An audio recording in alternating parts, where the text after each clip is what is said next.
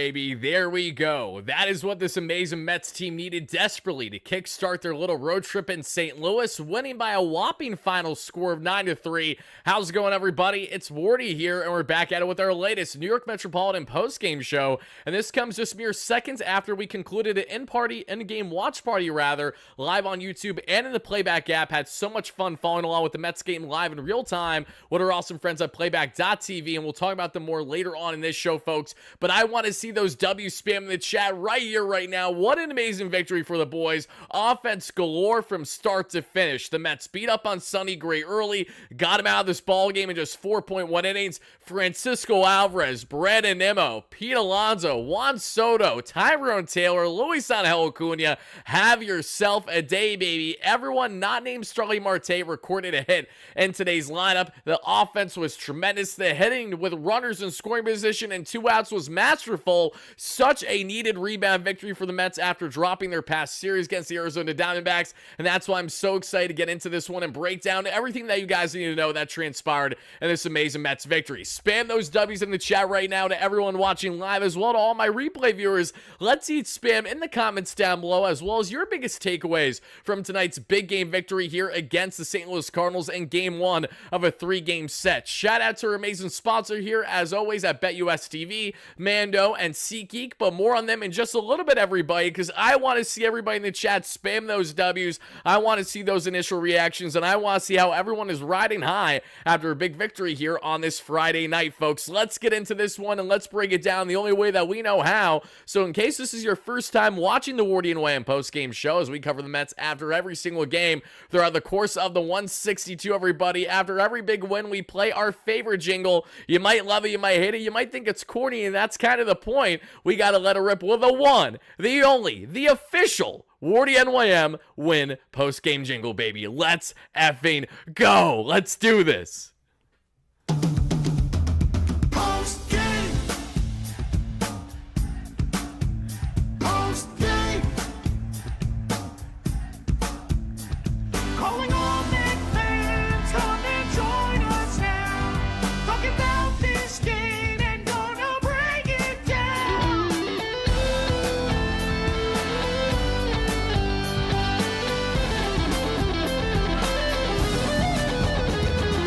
It's Mets post-game.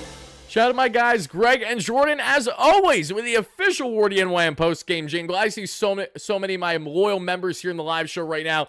Let me get to them real quick. We got Moonshadow, great member as always. We got Dad Dude, how we doing? We got Broken Jester. We got Stony. We got Steve Lawn, great member. Alberto Tito Soto, great member. Broken Jester, great member. Juliet Hawkins, great member. Vertigo, The Cure Rivera, great member. Alex, how we doing? Chad O'Neill, great member, going up the list. I know we got our guys, Dave Kaplitz, as always. Stony, great member, how we doing? Rashawn, how are you? Going up the list here. We got JR, as always. We got everybody and your mother chiming in live on a replay, folks. And again, I want to hear from you, and I want to see from you your biggest initial reactions to today's amazing Mets victory that we're about to get into. And I also want to enlighten everybody as well before we get the party started in today's show. Folks, we have some very, very, very exciting news I relayed earlier, and I will relay that once more here for you guys to check out, folks.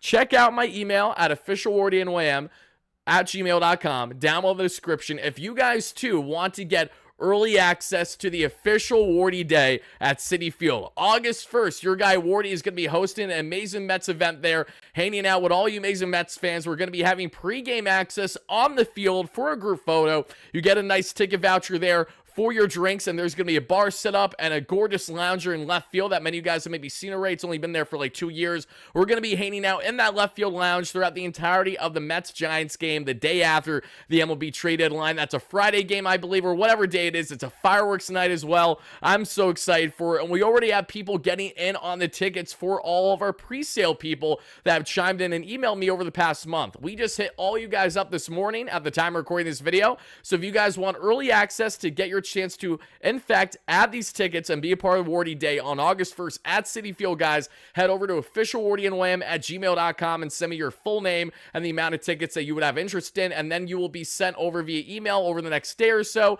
and they'll be reaching out to tell you guys that you guys can check out the tickets. Feel free to purchase them should you have interest, everybody. Thank you so much in advance. So excited. We're doing a lot of amazing fun things at Citi Field this year, but this is without question the biggest one here, an official WardyNYM Day. There's Citi Field, August 1st, fireworks night, the day after the MLB trade deadline. I cannot wait to see you guys there. Officialwardynym@gmail.com for pre-sale access. They're going fast, everybody, and with the rate that it's going right now, we may need to book an entire other lounge just to make sure we can fit all you amazing Mets fans. So I'm very excited, and yes, that's an understatement. Getting back into this one, Brennan, thank you so much for the $5 haul. I appreciate that. Brennan says, LFGM, we needed a game like this. It felt weird after the start. Oh, 100%. Brennan, thank you so much for the donation, as always. I really appreciate that. We got Alex, we got Alan, we got PB9 in the chat. Kevin Kane, how we doing? Dylan, William, everybody in here, thank you so much. Come on, everybody. Now, let's get into breaking down this ball game, because a lot of things went right, and a lot of things, thankfully, went in the Mets' favor in this one. Now, let's understand the context first heading into this ball game, right? You had towing the rubber for the Mets, Clay Holmes, facing off against Sonny Gray, the veteran right-hander, right? He's been all over the block at Sonny Gray. Now he's been in St. Louis the past couple of years. Let's see how the Mets fared against him, because not only did the Mets get things working on the pitching end to a degree today, but offensively, that was a massive standout. And they need the offense to carry right now, with the Mets having 26 games in 27 days as of officially today with this game that just transpired. So they don't have off days. They don't have a lot of time to, lollygag and not make things happen. They got to get things cooking. And with the Mets bullpen right now that brought up Austin Warren, because they, of course, have to make more immediate changes to the bullpen, we do have context on the fact that Danilo Nunez is likely to be activated after Blake Tidwell makes his start for the Mets this Sunday there against the Cardinals. So, folks, Nunez will be returning finally. We're just a couple more days away at minimum, and for Blake Tidwell, the Mets pitching prospect, he will get a greater look than ever before towing the rubber this Sunday. We broke that down further in a video that dropped in the AM this past day to check it out, and our latest Big Mets update segment, and thank you guys kindly for doing exactly that. Dan, you did miss the post-game jingle, but don't worry, I will run it one more time for everybody and the mother, as long as you guys remind me before the end of the live show. D-Mac, thank you so much for the $2 holla. Happy birthday once more to you, D-Mac. Hope you're having a great day. I appreciate the fact that you're spending your birthday chiming into Mets content. Never going to say no to that. How do you get the August 1st tickets, Wardy? You have to email me at officialwardynym@gmail.com for pre-sale access. Either way, if that isn't the case, then everyone else will have to wait until it's public in the coming days. It will be coming out publicly to everyone soon. Juliet, thank you so much for gifting Kevin Kane a membership here on the platform. If you guys want to be part of our membership community with 170 plus active members, where you guys get exclusive Mets emojis, you get call outs from yours truly every single day on the platform, and we do member wide live show Q&A segments every single month here throughout the course of the season. Check it out, link down in the description should you guys have interest to become a member. But enough of me rambling, everybody. Let's get into the facts. What the facts are is as follows, everybody. With Clay Holmes giving up just 3 earned runs in 6 innings today, the Mets now have started the season with 30 plus starts from their boys so far without allowing more than 4 earned runs. 4 earned runs or less has been the case for the Mets every single start this inning. Every game, rather, whether it's Griffin Canning, Clay Holmes, Tyler McGill, Kodai Senga, David Pearson, you name it, they're getting the job done. And the Mets are now the 3rd team in Major League Baseball history to start a season with the amount of games that they've had and to not allow more than 4 earned runs from their starters. Fantastic job by the boys. And now let's get into the offensive output, because it did start early for this Mets team. And it begins there right away with first pitch swinging, Mr. Leadoff Lindor himself, and Lindor gets on with a single right away off of Sonny Gray. Afterwards, Juan Soto would put himself in a double play position. Not loving that. Alonso then strikes out to end the inning. I just picked up the two tickets now. Thank you so much for that, Jester. Do I need to enter the name of the person I'm going with, or can I just put in your name twice? You're fine, Broken Jester. Yeah, as long as you know what to do regarding the tickets, you're good. I don't need to get your guest's name. Not an issue whatsoever, but thank you for asking. I appreciate that. Now, as we get on to the bottom of the first, as the Mets don't bring in Lindor, as he got on with a leadoff hit, and Francisco Lindor continues to bat like 400 plus. plus in leadoff this year. Like the first at bat of the game, he has been that elite. He has truly been that good. In the bottom of the first inning, everybody, we would see Lars Nootbaar get on with a double, right? Then we would see Jeff McNeil, unfortunately, played that ball maybe a little shallow. I'm not going to give Jeff too much hell for a guy that usually doesn't play center field, but it did kind of get exposed there as Nootbaar got on with a leadoff double. Then right away, we would see him steal third base, and then Mason Wynn drives in the first run of the ball game with an infield single after review. Donovan with a pop out, and Alvarez then throws out Mason Wynn, and they get the final out of the inning or so. So Alvy does a great job throwing out Wynn. Doesn't do a great job trying to throw out a runner at third a couple innings later. But before we get there, let's see where the Mets get their offense started, because it begins in the top of the second where Brandon Nimmo leads off the ball game here with a walk. Then we see Jesse with an opposite field bloop single. Jesse Winker gained the start at DH in a favorable matchup against the Cardinals team he's had plenty of success with in the past during his time with the Reds, especially there in the NL Central. Jesse gets on, so there's 2 on, no out here for Mark Vientos. And Vientos then gets on with a single. Bases loaded, no outs here for the Amazons early. What do the Mets go ahead and do? They get a fielder's choice from Jeff McNeil that ties the ball game 1-1. Then what we would see there, Acuna with a 2-out walk, Lindor with a 2-out walk, and then Soto would unfortunately strike out to strand the bases loaded, but not before the Mets would at least be able to tack on some early offense in this one, folks, and they would be up 2-1, because if I didn't mention it already, after we would see that ground out initially by McNeil, we would see Alvarez be able to drive in a run as well there, thanks to the fielder's choice. Hustling down the first baseline just enough. Mets have themselves a 2-1 lead there as we head to the bottom of the second. But Juan Soto strikes out with bases juiced, 2 outs, because he takes a pitch down and in there. That was a borderline strike, but again, you got to be swinging away there on anything close to the zone in that situation. He wasn't, was looking for his walk, and instead, the Mets are up by a run heading to the bottom of the second. And in the bottom of the second, everybody, we would see Wilson Contreras strike out on the sweeper. Then Burleson with a really lame infield single. It was a great attempt by Alvarez to get the throw to first, but it was not in time. Then Clay Holmes is a little shaken there with his ankle because he got to hit the past ball or so, but he's okay. He stays in the ball game, and the Mets escape that unscathed there that we would see in the second. And Alvarez was moving big time. We're going to talk a lot about Francisco Alvarez in today's postgame show, because to say he was a standout, yeah, that's an understatement, everybody. If you guys are first chiming in again, we're breaking down the latest of Mets land. The Mets take down the St. Louis Cardinals in game 1 of a 3-game set there in St. Louis, this time by a final score that you guys see of 9-3. And as we continue on to the third inning, everybody, hit those buttons as you chime in. Let me know all your initial reactions.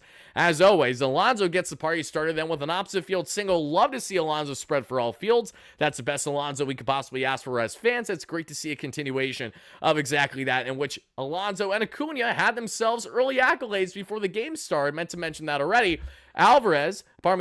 Acuna won Rookie of the Month out of the National League, and Alonso won Player of the Month out of the National League. Now, if you guys want to hear my extended thoughts, and not just on Mets accolades, but everyone that received awards throughout the first month of the season, check out my latest segment in the Bleacher Report app. Go to MLB when you go in the BR app. Scroll down a little bit, you'll see an MLB Daily segment that's hosted by yours truly. I did a north of a half-hour show earlier today breaking down my thoughts, the stats, and the reactions to everyone that was awarded their first monthly rewards here to begin the 2025 season. Now, as we continue on from here, everybody, Alonso gets on with an opposite field base knock, and then we would see him out at second base trying to leg a single into a double, this time with a stolen bag, but you can't do that, Pete. Now, Alonso entered today's game 17 for 20 in his career stealing bags. He doesn't do it often, but when he does, he's pretty darn good at it. Not the case today, however, as the pitcher didn't even get the throw there to home. Instead, he hesitated, waited, saw Alonso was between first and second, gets a throw to ease there with Mason Wynn,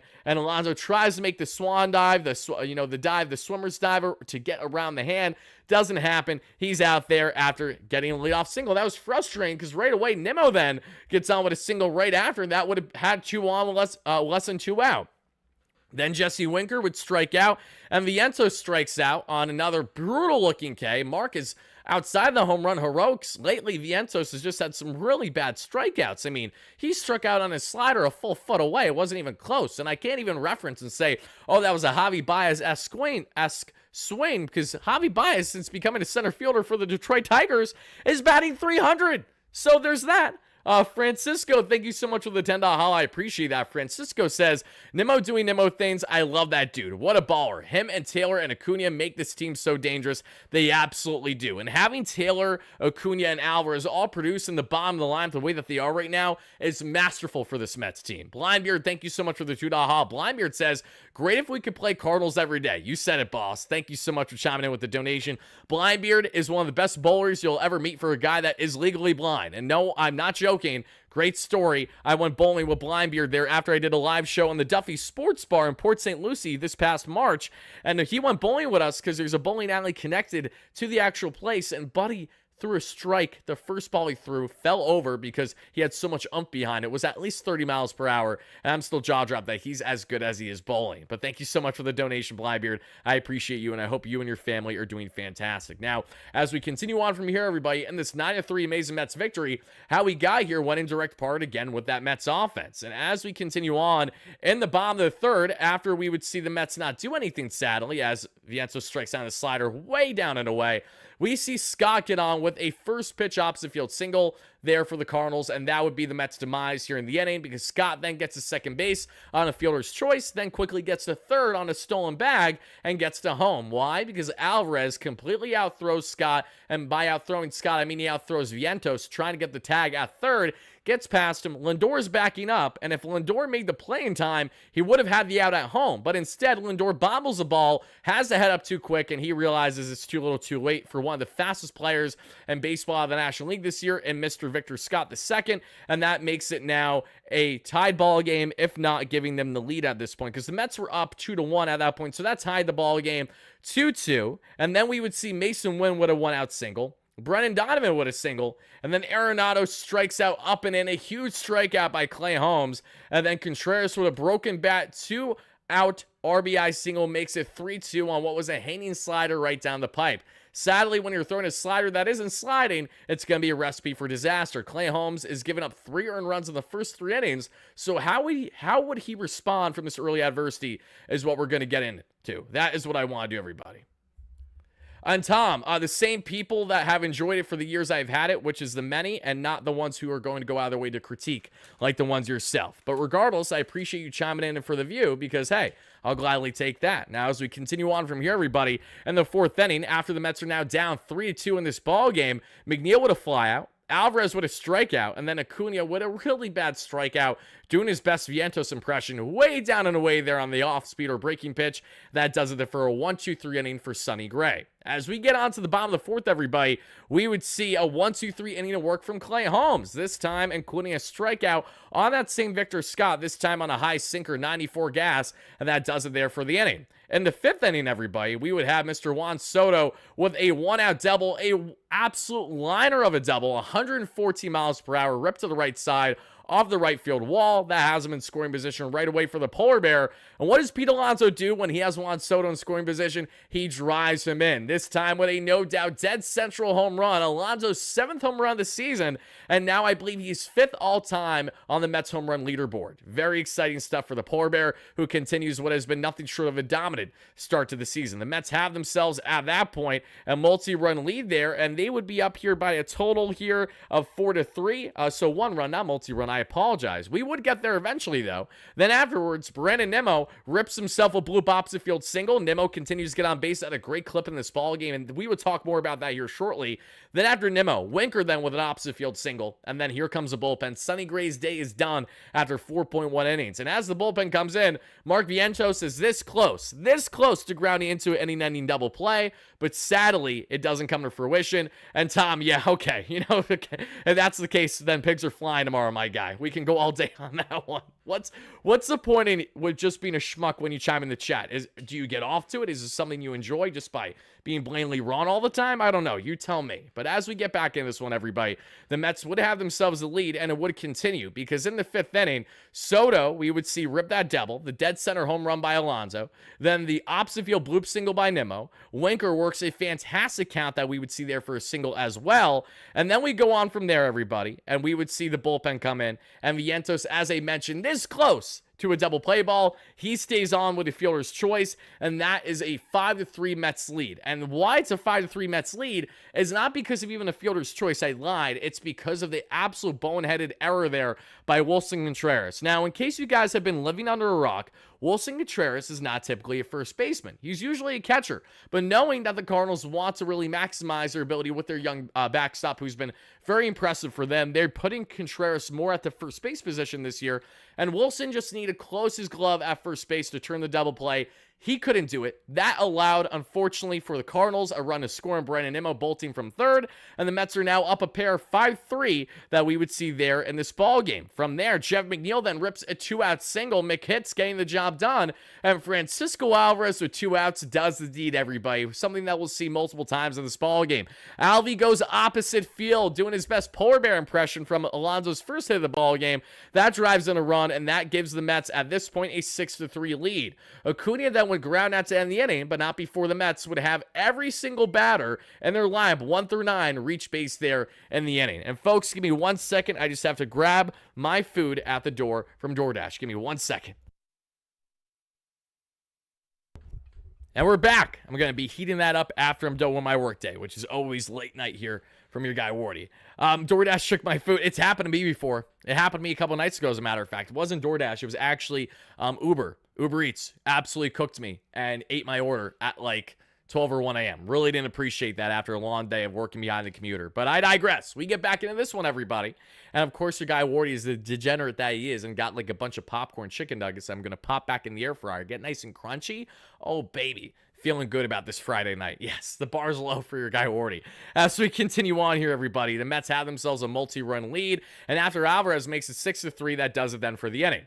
And the 6th, we would see Juan Soto rip an opposite field single after an 0-2 count. Another really good job by Juan Soto to work again when he was not looking great in the beginning of the count there. 0-2, multiple 0-2 counts that we saw today, and it still didn't matter in the end. Mets don't score him, so then we head to the bottom of 6, where Clay Holmes has himself a clean inning. He works around one batter getting on, less than 2 outs, and that's fine. And the 7th inning there, everybody, the Mets would get more offense cooking. But before we get there, let's first appreciate the final line today and Mr. Clay Holmes, as it is as follows. 6 innings of 0 walk, 3 earned run, 3 strikeout, 8 pitch, 2.95 ERA ball, everybody. You'll love to see it. Now, to expand further on Clay Holmes on what worked so well for him today in today's outing, it's the command. You know, he definitely hunted a bit too many pitches over the heart of the plate. I think we could all agree. Alvy was digging to first, bro. Mavericks. Oh, he absolutely was. We're going to talk about Alvarez plenty here in just the next couple minutes, everybody. We have him for a player spotlight, obviously. But Clay Holmes, while yes, he was susceptible to giving up 8 hits today, still has a sub-3 ERA on the season.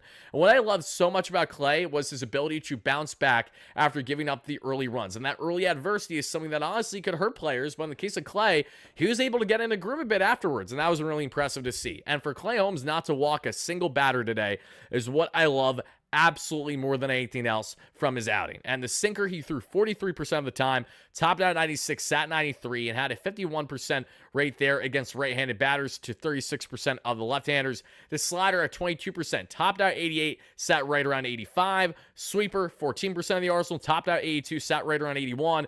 Cutter, 10% of the arsenal, topped out 94, sat right around 92. Changeup at 8% of the arsenal, topped out 89.90, sat right around 89.90. And the four-seam that he threw just a measly 3 times, sat right around 93 miles per hour. Dave Kaplitz, great member, happy to have you in here. Tom, my thoughts on Blade Tidwell. I like Blade. He has a lot of plus stuff. His sweeper is unbelievably good. The fastball sits 96 there to touching the high 90s, but it's going to come down to command for Blade Tidwell, who has not fared too well against left-handed batters in particular. Now, I broke down Blade in our video that dropped this past morning in our Big Mets Update segment, so check it out in case you guys haven't already, but I'll expand a little bit more on Blade Tidwell in our video that'll either drop tomorrow or, you know, we'll just talk about him leading up to his start on Sunday. But speaking of starters, I want to hear from you guys. What would you grade Clay Holmes on a scale of 1 to 10 from today's outing? Kevin King, great member as always. D-Mac, Eric Douglas, everybody and your mother, thank you so much for hitting that like and subscribe on as you chime in. But for Clay Holmes today, I'm giving him a rock solid 6.5 out of 10.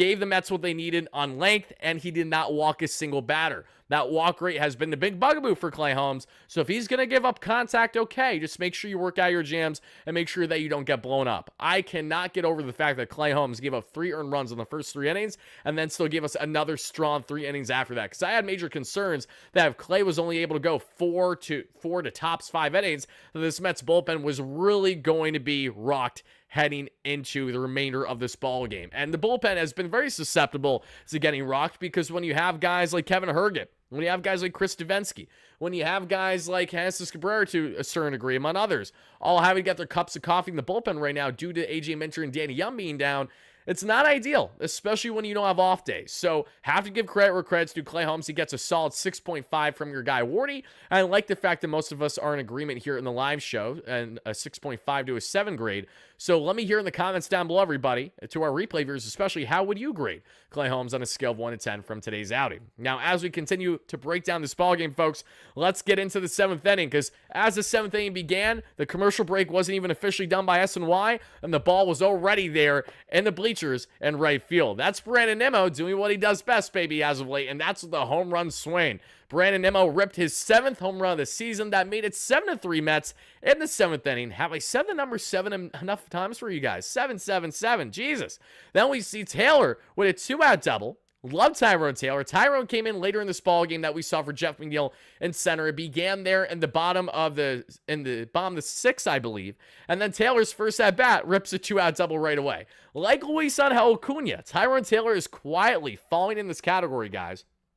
I'm not giving him a 7 out of 10, KC, and the main reason why is because of the fact that I'm just being a little stubborn. I'm very conservative usually with my rankings. That's the only reason why I'm not going 7. And you know what? Maybe if you talk me into it by the end of the live show, maybe I'll be a bit more lenient, but I'm going 6.5 right now because I know Clay can be much sharper than what he was today, right? I like the lack of walks, but Clay also hung a bit too many pitches over the plate for me to be like, oh, he was dominant today. Far from it. We've seen much better outings from Clay Holmes this year on the dominant front, but he did what he needed to do, and that's why I appreciate him for sure. But getting back in this one, everybody, Brandon Nimmo made it a 7-3 ball game there that we saw in the 7th inning. Tyrone Taylor, Francisco Alvarez, Luis Angel Acuna, they're doing the little things and they're making an impact every single game. And after Alvarez would rip his 2nd opposite field 2-out RBI of the day, an identical hit from his previous RBI, this time drive it in Tyrone Taylor. That makes it 8-3 Mets. And then Luis Angel Acuna says, I want to get in on the fun. And this is something that Acuna's done a lot, I've noticed this season, especially after the Mets started to get offense from other guys. He's like, okay, I can start to chime in now. I can start to do my thing. So let's get into this, everybody, and let's break down the following, especially on the Acuna front, because he rips a 2-out opposite field double. And correct, I would not be a professor. GPA of the class would be low. It would be camp, but it depends on the topic, because I was a straight A student for multiple years in high school after having an absolutely abysmal first half of my freshman year. Locked in, was on honor roll for a couple years, had a lot of fun, but it all depends on the subject. All depends on the subject, where if I'm going to be a good teacher or not so much. If you want me to be a mathematician, I'll fail you now. If you want me to be a talking head breaking down baseball every day, everyone's going to get an A, because I'm going to steer you in the right direction. But getting out of that tangent, getting back in this ball game, the Mets have themselves an 8-3 lead heading to the 8th inning. And in the 8th inning, Brandon Nimmo gets on base yet again. 5th time Brandon Nimmo gets on base already in this ball game. What a game for Brandon Nimmo. Can't get over what a fantastic game it was for him. A lot of criticism heading into this matchup from some of you guys on social media. Didn't love Brandon Nimmo batting where he was in line today in the 4-hole. And what did he do? Prove everyone their mother wrong as to why he shouldn't be there in the 4-hole. He should be there, and today was a great example of him finally stepping up the way that we need him to with runners in scoring position. Not only did we get the 9 RBI game a couple days ago from Brandon before he got the stomach bug, which had him derailed for most of the Diamondback series. Now fast forward to tonight's game. Massive game, on base 5 times, including the solo shot to right. Brandon Nimmo, have yourself a day, baby. And as we continue on there in the 8th inning, between the Mets and the Cardinals in this matchup, we would see there on the offensive end for the Mets, after Brandon Nimmo gets on with a walk, nothing else would transpire. That was a 2-out walk for Brandon Nimmo too, which was very impressive. Marte quickly flies out there, and that does it for the inning. Marte came in later in this ball game that we saw there for Mr. Jesse Winker, after Jesse had a very solid day at the plate too. Sergeant, all the time. You have Sergeant. I have been interacting with thousands of people nightly for years. So when it comes to trolls or like smart owl comments, I know exactly what I want to say usually and how to quickly reply. It will not change the flow of the show whatsoever. I'm so used to it. Like, it happens every night. Kevin King with the $5 holla says, just going to take my little victory lap on calling Soto's bad April immediately hot in May. Career 298 average in May. Congratulations, Kevin. Great start for you. Juan Soto's first game in May, 2 home runs, opposite field. Love to see it. Today, May 2nd, a double 114 off the wall. Nasty. Opposite field single. Quality at bats after starting batting an 0-2 count. We'll take that from Juan Soto. We'll gladly take that from Juan Soto today. Not going to complain there. In the bottom of the 8th, everybody, we would see Mason Wynn rip his 4th double of the season. Brendan Donovan gets on with a walk. Nolan Arenado grounds into a massive double play. And this is where I cannot thank our guy in Jose Butto enough for getting the job done in the 6th, and then that we would see there in, the 7th and then the 8th inning. I apologize, because if I didn't mention already, Jose Butto had a 1-2-3 in the 7th. He struck out Pedro Pajes, then got a ground out on Scott and a line out on Lars Nootbaar. Then, after the Arenado huge double play turn, where there's one runner there at third base with 2 outs, what happens? Wilson Contreras grounds out right away to Francisco Lindor, and Jose Butto works back-to-back innings and gets out of his own mess. That is the most impressive thing, in my humble opinion, is the fact that Jose Butto, after looking great in the 7th inning, was pretty rattled there in the 8th, and that's something that has been his demise this year, right? When Butto has been in back-to-back innings, the 2nd inning hasn't been nearly as sharp, and he's usually leading to giving up runs, but thankfully he was able to close it down, shut it down. That double play ball was without question the difference maker. As we continue on, everybody, in the top of the 9th, we would see Tyrone Taylor hit by pitch, so the Mets still lead all of Major League Baseball now with a whopping 18 hit by pitches the first month or so into the season. Francisco Alvarez says, I'm not done with the offense. He rips himself his 3rd hit of the day. Another single by Alvarez. This time it is pulled for the first time in the ballgame. The other were opposite field hits, and he got on with a fielder's choice there that led to a run scoring too. So Alvy was tremendous today. Got on base 4 times today, Alvarez. 3 on the technical hits and 1 on the fielder's choice. Acuna then gets in on more of the hit spree, but when I say hit spree, I'm just talking about driving and runs. Acuna has himself an opposite field sac fly, and that makes it 9-3 Mets here as we then get to the final out, which is Francisco Lindor grounding out with there a runner on still. As we get to the bottom of the 9th, everybody, no Edwin Diaz is asked or needed. The Mets are up by a whopping, 5 runs at least, if not 6, heading into the 9th inning. Here comes Ryan Stanek trying to close it out in a non-safe situation, and he does it. He gets a quick line out on Alec Burleson. He gets a quick strikeout on Mr. Nolan Gorman, which he just completely dominated him in that matchup. Splitty had him looking stupid right down the pipe. And then to close it out, everybody, you got the key ground on Pedro Pajes, and the Mets go on to win this one by a final score of 9-3. Now, let's take a look at the Mets' offensive numbers, because they out-hit the Cardinals today a whopping 17-9. They both had 1 error apiece between the Mets and the Cardinals. But guys, these are the numbers that we need to focus on. Runners in scoring position.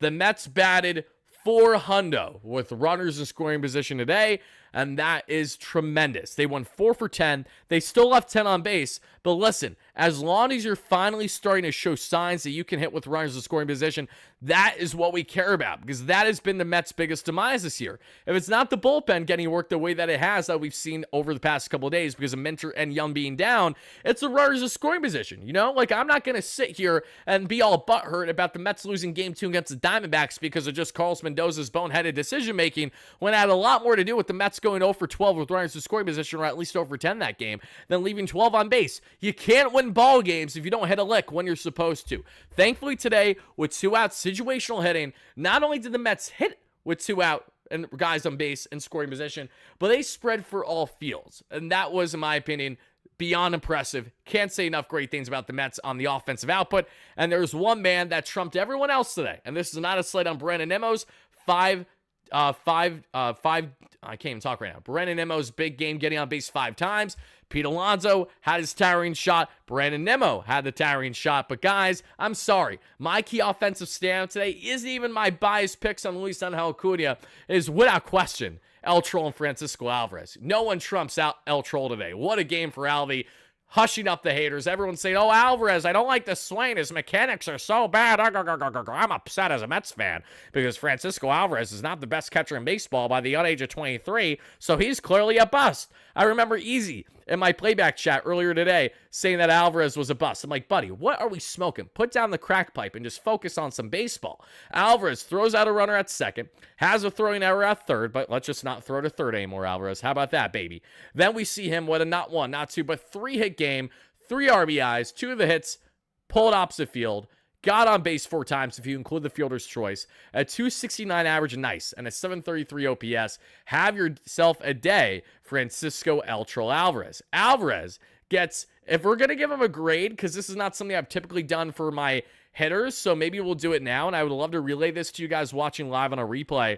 What would we grade Francisco Alvarez's offensive day on a scale of 1 to 10? Because I feel like Alvy deserves a strong 7.5 out of 10 from your guy Wardy today. Like, that was the first number that popped in my mind. So that is what I'm going to go with, everybody. I would love to hear what you would grade Alvy on a scale of 1 to 10 offensively in this one. Let me see here, everybody, just to show you guys a second more on the highlights, to have them running because it froze on me for a second. I have every single Francisco Alvarez highlight here with the exception of his final hit because I already had my editing done by then and I wasn't going to go out of my way to try to speed run that when it was just another single. So great work there by Francisco Alvarez. I give him a 7 out of 10. Brandon Nimmo. I'm going to give Brandon Nimmo, actually, funny enough, I'm going to give Nimmo a higher grade than Alvarez today. I'm going to give Nimmo an 8 out of 10 because he had the home run and he got on base 5 times. But Alvarez was the most impressive to me today because Nimmo just had a 9 RBI game a couple days ago. So it's not like it's completely foreign for the guy to be really good offensively. We know we expect that. But Alvarez, we really don't know exactly what we're getting right now on the consistency front with his output. So to see Alvarez come up today, offensively approach the plate the way that he did, give us this kind of outing, was beyond encouraging. So Alvarez, again, I'm going to give him a strong 7.5 out of 10. Nimmo, I'm going to give an 8. And Alonso, I'm going to give another strong 7.5 out of 10 because Alonso had a multi-hit game with a home run. Love what I saw from Alonso. Love what I saw from Alvy. Love what I saw from Nimmo. Love what I saw with Luis Angel Acuna getting on base multiple times today, including a double that just stayed fair there down, what was it, the third baseline opposite field? If it wasn't a pulled, no, it was opposite field. So it was first base. First baseline just stayed fair, I think. Crazy stuff, but everyone was productive outside of Marte offensively today, everybody. Like, I can't get over the fact of how well they were balanced top to bottom in today's lineups. And I want to hear from you guys your big takeaways from today's victory, because when we take a look more on the Mets offensive end, Lindor was 1 for 5, now has a 295 average and an 834 OPS on the season. Then we have the one and only Juan Soto with a 2 for 5 game with a run scored, 258 average and an 829 OPS. Then we have the polar bear, Pete Alonso, 2 for 5 with a run scored, 2 RBIs, 345 average, 1,137 OPS. Not too shabby if you ask me. Brandon Nimmo, 3 for 3 with 3 runs scored, an RBI, 2 walks and a home run. Alonso the home run, 229 average, 720 OPS. Jesse Winker, 2 for 3 with a run scored, a 239 average and a 734 OPS. Starling Marte, 0 for 2, 167 average, 596 OPS. Mark Vientos, 1 for 5 with a run scored and an RBI, 2 strikeouts, 204 average, 655 OPS. Jeff McNeil, 1 for 3 in center with an RBI, a 318 average and a 905 OPS. Tyrone Taylor, 1 for 2 with 2 runs scored and a double, 221 average and a 601 OPS. Francisco El Troll Alvarez, 3 for 5 that we mentioned, 3 RBIs and a strikeout, 269 average, 744 OPS. I apologize, I had the OPS numbers off by like 10 points on my graphic a second ago. And Acuna, 1 for 3 with the double, the RBI, 289 average, 713 OPS for the NL Rookie of the Month in Luis Angel. And Alonso, NL NL Player of the Month, which we love too. If Troll stays healthy, he will get hot minutes. 100%. Yeah, there's a lot of upside with El Troll this year. Don't pick on Mr. McHits. I'm not doing it today, Camp. He got a hit today. McNeil was fine. Outside of the fact that McNeil is not a great defender at all in center, nor does he leave, what's the word play I'm looking for here? He leaves a little bit to be desired still at second base. Defensively, McNeil is not as good as what he used to be, but he's versatile, and the Mets need him to be that right now. So I'm not going to complain about that. Mark Vientos is the only Met I'm low-key worried about. I'm not overly worried with Mark, and here's why. I understand what Vientos is doing wrong. He's chasing like a mofo. He's biting way too much because he's pressing in the runner and scoring position situations. But Let's also bear in mind that Vientos has had some big hits for the Mets the past couple weeks. And I understand that he's had probably the worst strikeouts out of any Met the past week, but he also has been relatively productive on the offensive end. He's just hacking at everything right now. And as Wardy says in the chat, they're 1,000% right. They're just swinging at every slider at the moment. And when I say they, I'm referring to Vientos. Marte needs to go. I'm sorry, Marte. Yeah, Marte is only here because the Mets couldn't figure out a trade for him before the season started. That's the only reason why he's on the roster right now. Wouldn't be shocked if Marte is dumped before the season's end, if that made sense for the roster and what they're trying to do. Let's see here. Going up the list, guys. We're actually now going to get to the point in the live show, folks, where I'm going to cut things off for people on replay. So to all of our replay viewers, please let us know your biggest takeaway from tonight's 9-3 victory against the St. Louis Cardinals. Be on the lookout as we may have a video dropping in the AM because there's a lot of updates to get into in Mets land, but I'm still pondering it just because of the fact that the Mets play at 2:15 Eastern tomorrow, same thing as Sunday. Such frustrating times when I have a schedule that really hurts the shelf life of certain content. So be on the lookout. There will probably be a video dropping the AM, but I'll know for certain within the coming hours. But everybody in the live show, we're going to continue the live chat now to answer whatever comments, questions, concerns you got for your guy Wardy for the final 10 to 15 minutes that we're going to do this. But everyone watching replay, this is where we're going to cut things off. Let's go Mets, baby. Peace out, folks.